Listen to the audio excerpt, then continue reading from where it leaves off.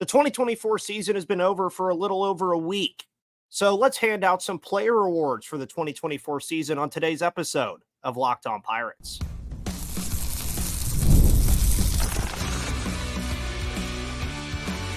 You are Locked On Pirates, your daily Pittsburgh Pirates podcast, part of the Locked On Podcast Network, your team every day.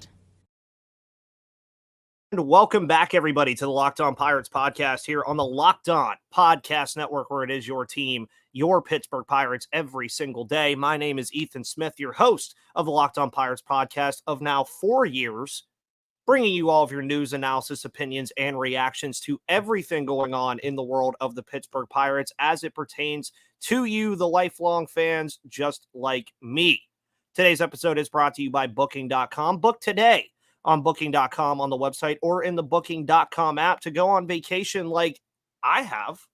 I am in a wonderful place here, of course, down in Savannah, Georgia, where many of you everydayers would know that I used to live. So was getting myself adjusted, but you're going to have a full thing going with all this stuff. You're going to have a full week of player reviews. We're going to have a full week with player awards. We're going to have a full week of fun. And especially when we get back, that's pretty much all the content you'll be getting for all of October. And then, of course, we're going to try to maybe have some of Yins on for the show as the offseason is going. But, of course, the 2024 season is over for the Pittsburgh Pirates. Playoff baseball is in full swing, obviously. And playoff baseball has been massively fun. I don't know if you guys have been watching it at all still, but it's been massively fun. But for the Pittsburgh Pirates, I thought it'd be fun to hand out some player awards for this baseball team because albeit there were negatives to this 2024 season, but there have also been positives. There were massive positives, especially when it comes individually and what we saw. And we're going to start with our best position or best pitcher on this award, because I also think this would have to just flat out be the guy that is the MVP of this team, and it was Paul Skenes. Paul Skenes, folks, he's just phenomenal. We know Paul Skenes is phenomenal. It's easy to hand him an award like this because he quite literally just was the best pitcher on this team. He was the best rookie pitcher arguably ever. I mean, there is an argument to be had there that he was one of, if not the best rookie pitchers of all time. Hopefully we'll win Rookie of the Year, but that still remains to be seen as to where the voters feel as far as he is concerned and as far as Jackson Merrill is concerned. But when you're talking about just Paul Skenes himself, what he was able to do in just such a quick time in Pittsburgh, obviously I was there for his debut, one of the best moments that we could have had all season and really for a long time. But you're looking at what he was able to do. 2 perfect innings to end the season in New York against a very strong Yankees lineup that they were still fielding that day because they were still playing for playoff positioning. And he ended the season, folks, with 133 innings, a 1.96 ERA, 170 strikeouts, and a .95 whip. So in a realistic world now, you're thinking about a guy like Paul Skenes, and you're saying, okay, let's go and see what happens here. Let's go and see what's going on. And when you get to a certain point with him now, he had 170 strikeouts this season and didn't even play the first month and a half of the year. So you're talking about Paul Skenes now being a 200 strikeout guy. You're starting to put him potentially in the conversation of guys like Spencer Strider and even a Mitch Keller, who had 200 strikeouts in 2023. 200 plus strikeouts, mind you.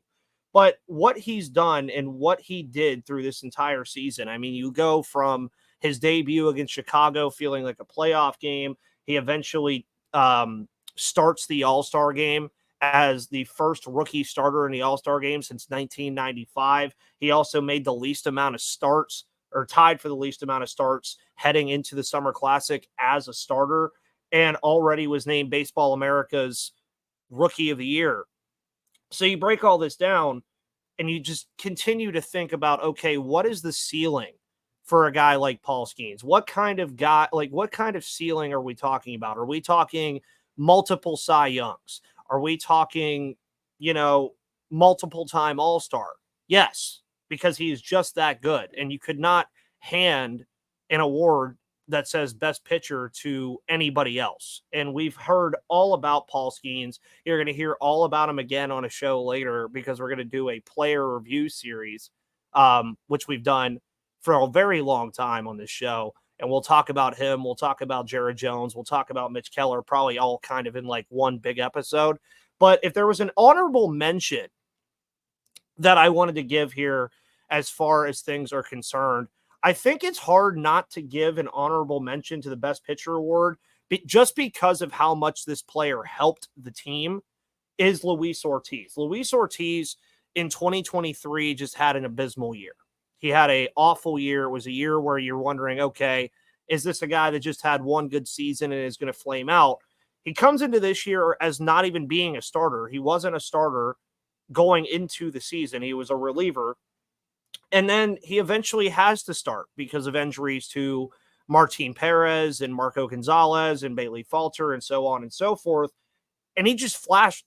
He just flashed and did really, really well. I mean, 135 innings, 2/3 innings, a 3.32 ERA, a 7-6 record, 107 strikeouts, and a 111 WHIP.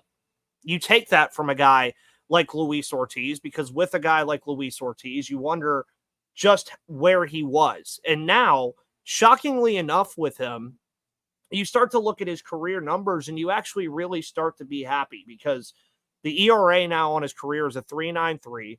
The strikeouts are 183. But one of the biggest things that Luis Ortiz did this season to help with what he was doing differently from 2023 to now 2024 is you saw the strikeouts go up and you saw the walks go down. He had 107 strikeouts, as mentioned before. He had 42 walks compared to 48 walks and 59 strikeouts in 2023. And you just saw the command come back for him. I mean, his opponent batting average went down 70 points, from a 288 to a 218. The whip went down 61 points from a 170 to a 111. And he did really well. And one of the other big things that he was also able to do is you saw that strike percentage go back up. Strike percentage went up from 61% for him to 64. And these were all just things that culminated in Luis Ortiz being able to have a very good season, but also be one of the main catalysts for helping the pitching staff get through the season because of the injuries that we saw to guys like Jared Jones and Bailey Falter down the road. And Luis Ortiz was able to be a consistent option every 5 days that you could go out there, you could know that he was going to give you his best. And that's what we saw. So I think he deserves an honorable mention for being the best pitcher on this team. Not Mitch Keller, not Jared Jones, not Bailey Falter, even though Bailey Falter we'll talk about in the player review series had a very good season as well. But Luis Ortiz behind Paul Skeens, I think was their second best pitcher this year. I think he just had so much to do with that pitching staff and the success that it was able to have.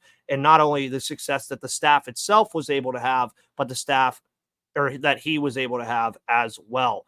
But one that I think could rustle some feathers, who was the best position player on the Pittsburgh Pirates this season? We'll discuss when we come back.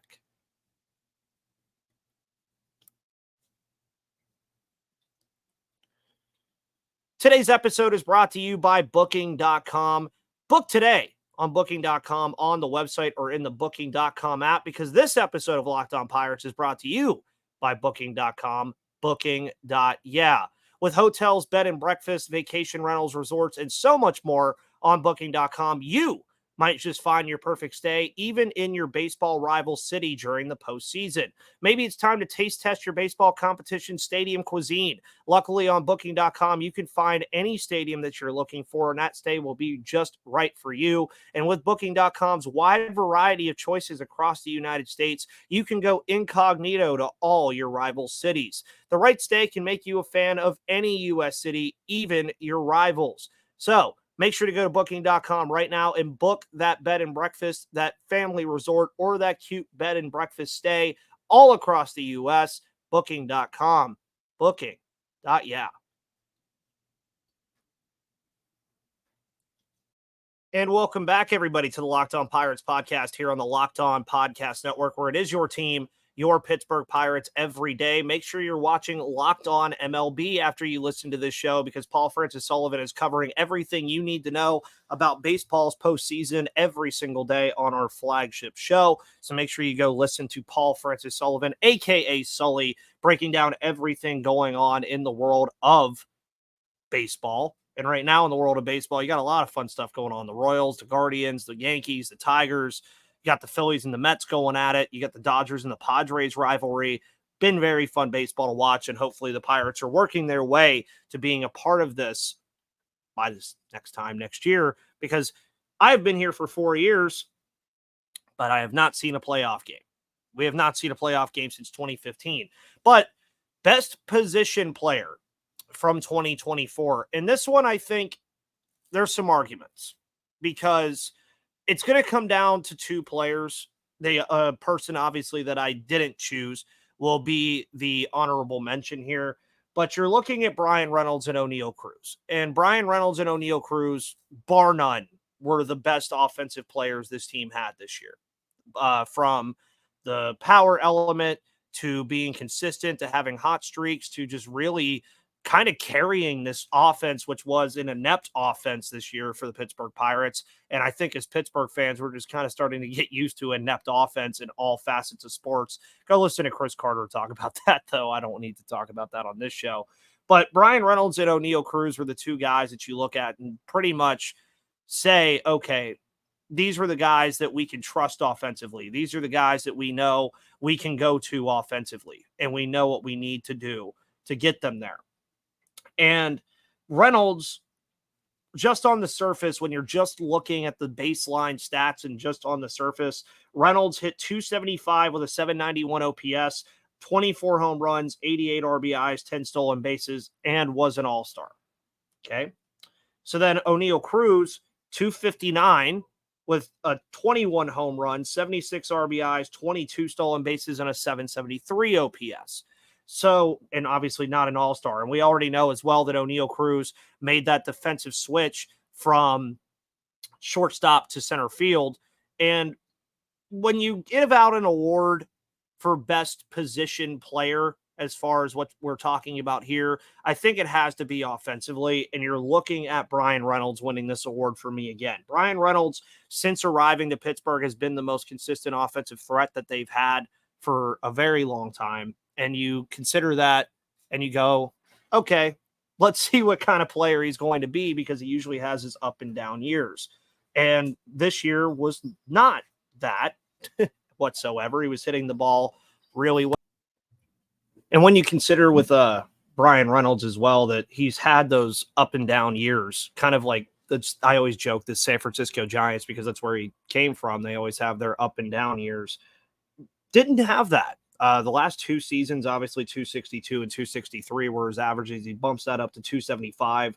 The on-base percentage goes up from 330 to 344. The slugging goes from 460. It went down to 477, but the OPS stayed about the same. And it's just a model of consistency when you're considering Brian Reynolds and what he has done offensively for this team. Now, a lot of questions surrounding Brian Reynolds this offseason, potentially maybe making a move from left field to first base. How does that affect him offensively? You're also thinking about just, okay, he's about to be getting into his age 30 season here soon. So you're also starting to consider that too. And when you're considering all this, you look at what he was able to do near the end of the season. He did have kind of a rough ending to the year.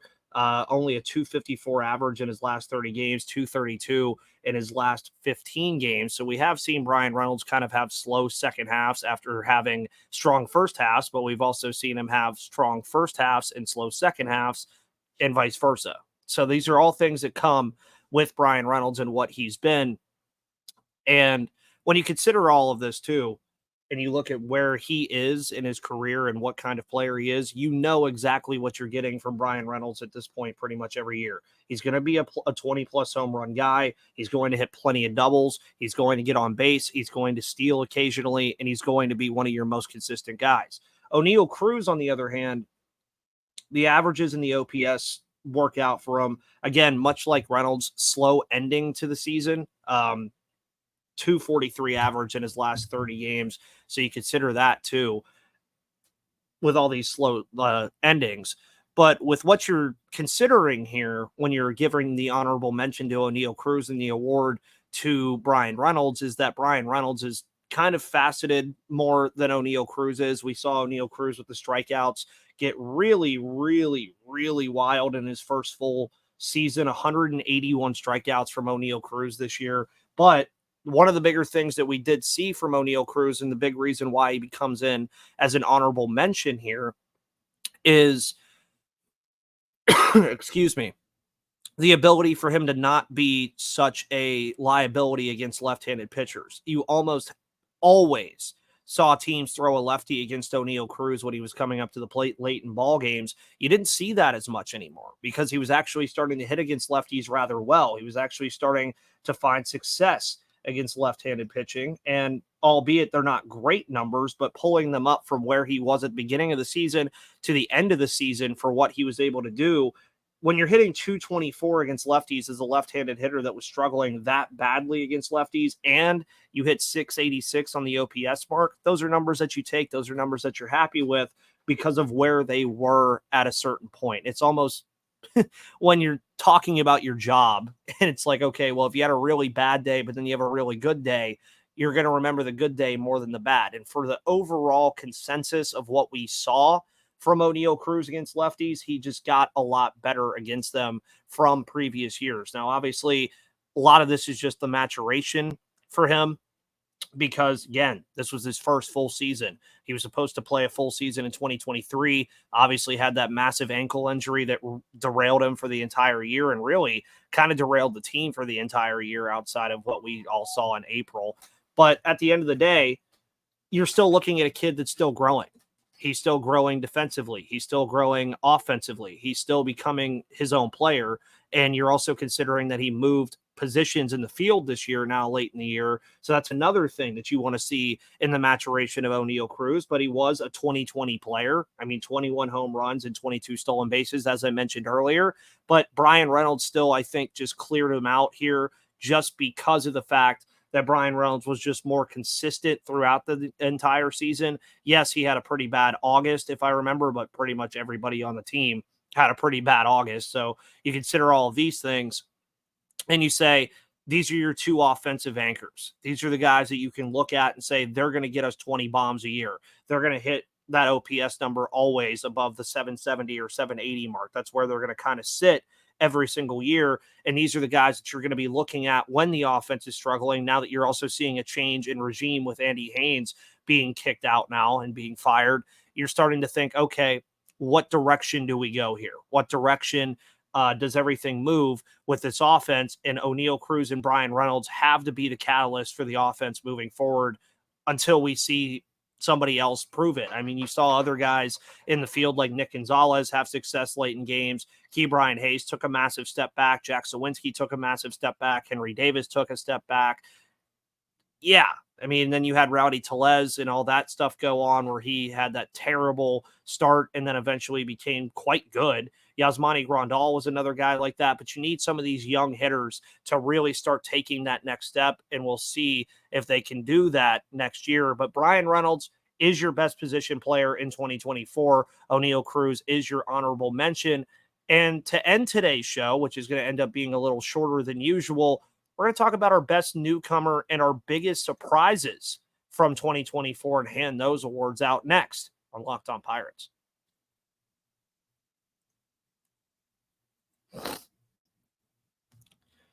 Today's episode is brought to you by FanDuel. Make sure you go to FanDuel.com right now for all of your betting needs because NFL fans, you can start the season big. We're about already a little bit over a quarter of the season away or through NFL football, but you can get a big return on FanDuel, America's #1 sportsbook. So when you get a hunch in the middle of the game, you can check out the latest stats, view live play-by-play, and so much more on the same page where you place your bets. You'll get started with $200 in bonus bets guaranteed when you place your first $5 bet, and you can still bet on playoff baseball. Hockey starts tonight as well, and basketball is right around the corner, so it is the best time to go to FanDuel.com right now for all of your betting needs. That's FanDuel.com, America's #1 sports book.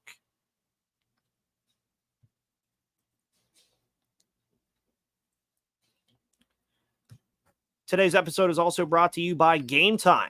Download the Game Time app today and use code LOCKEDONMLB for $20 off your first purchase. Terms do apply because Game Time has a new feature called Game Time Picks that makes getting tickets for your favorite live events even easier. Game Time Picks filters out the fluff to show you only incredible deals on great seats, so you don't have to waste time searching through thousands of tickets. You can also get all-in pricing. If you toggle that feature, it shows you your total up front with no surprise fees at checkout. Couldn't get the word surprise out. Seat views will also allow you to get a panoramic view from your seat in the app before you buy. The lowest price guarantee allows you to always save money because if you find the same tickets in the same row or section for less, Game Time will credit you 110% of the difference, and your purchase is covered with the most flexible customer service policy in the ticketing industry. So download the Game Time app, create an account, and use code LOCKEDONMLB for $20 off your first purchase. Terms do apply. Again, create an account and redeem code LOCKEDONMLB for $20 off your first purchase, and download Game Time today. What time is it? It's game time.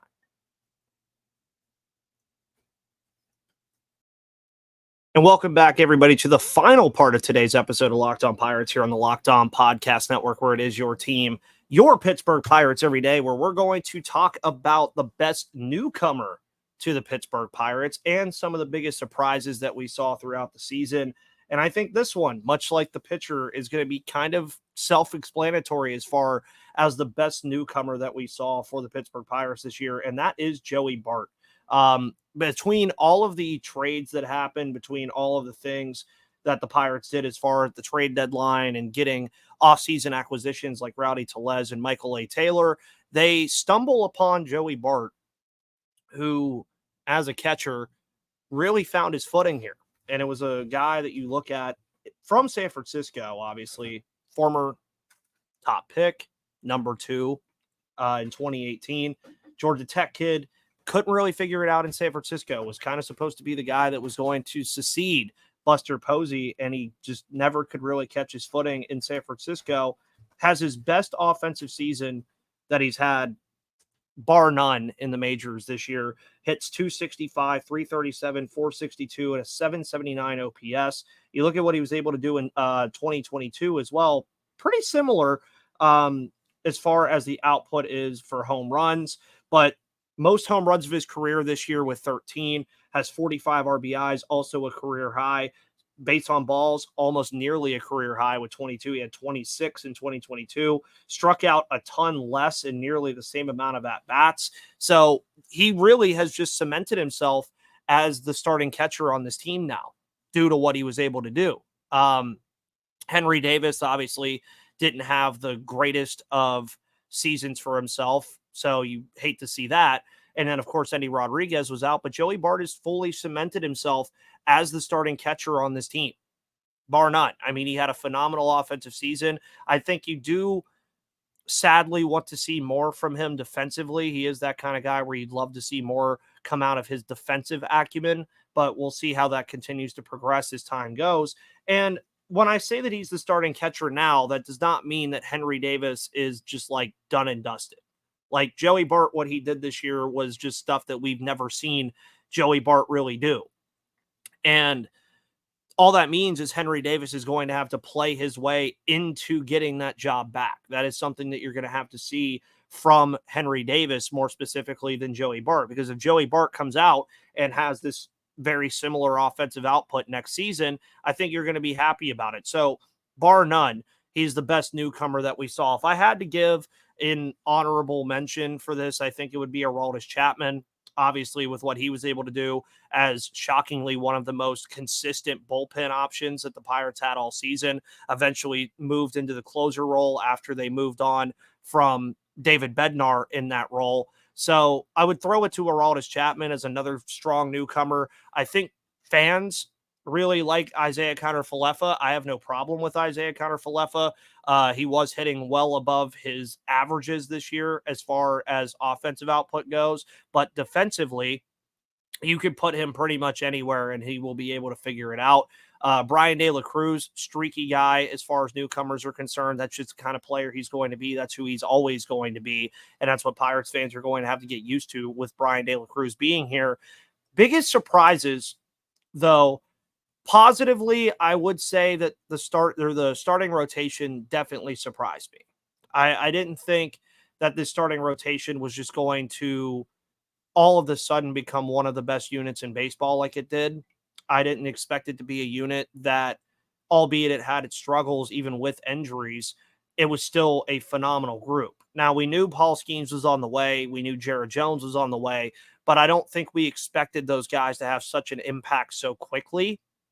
And that's what I think was one of the bigger surprises for me. And then on the negative side, obviously it has to go to the bullpen. I mean, the bullpen was supposed to be a unit that before the season started, I said it was a unit that could be one of the best in baseball with Colin Holderman, David Bednar, and Aroldis Chapman. It just didn't work out that way. David Bednar missed a large chunk of spring training. They didn't put him on the IL. He had a terrible season. Colin Holderman had a very good first half and a dreadful second half. And Aroldis Chapman is Aroldis Chapman. I mean, he was consistent, but he has his moments because he's Aroldis Chapman. I mean, that's all I can really say about that. You never really knew if he was just going to strike out the side or if he was going to walk 3 batters and then strike out everybody. That's kind of what he was. And that's kind of like one of the biggest surprises for me because I really thought that this bullpen was going to be a unit that was going to be able to propel the Pirates into potentially being a playoff team, and sadly, it took them out of it. And as far as the bullpen's concerned, Dennis Santana was a fun surprise. I liked bringing him in. I think he has a place on this team next year. I think he's a guy that you could see have a real impact on this team next year.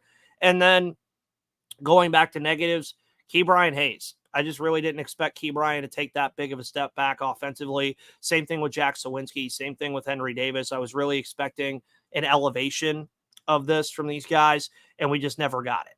And when you look back on 2024 and you hand out awards and you talk about surprises and newcomers, best position players, best pitchers, well, best pitcher, Paul Skeens. Best position player has to be Brian Reynolds. Best newcomer, Joey Bart. Tons of surprises that we got to see this year, and they will only continue throughout the offseason and going into next year. But, folks, thank you for tuning in to the Locked On Pirates podcast here on the Locked On Podcast Network, where it is your team, your Pittsburgh Pirates, every single day. My name is Ethan Smith. Find me on Twitter right there at MVP_Ethan or at Locked On Pirates. This show is available to you on YouTube and all of your podcast platforms every Monday through Friday. And then as the offseason drags on, Monday, Wednesday, and Friday. Folks, have a wonderful rest of your Tuesday afternoon and evening. We'll be back tomorrow. Till then, see you on the flip side.